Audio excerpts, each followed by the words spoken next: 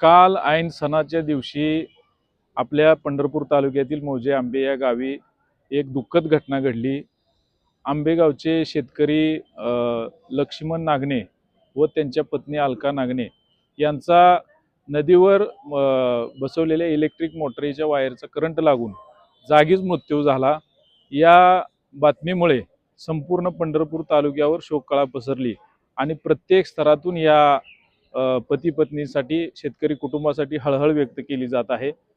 आज आम्ही तहसीलदार, तालुका कृषी अधिकारी आणि युनियन बँक ऑफ इंडिया यांच्याकडे आमच्या संघटनांच्या वतीनं मागणी केलेली आहे। या शेतकरी कुटुंबाला तात्काळ शासनाची आर्थिक मदत मिळावी, या कुटुंबातील एका सदस्याला शासकीय सेवेमध्ये घ्यावं आणि जे काही त्याचं बँकेचं कर्ज असेल ते तात्काळ पूर्ण माफ करावं, अशी मागणी आज आम्ही आपल्या तालुक्याचे तहसीलदार लंगोटी साहेब यांच्याकडे केलेली आहे।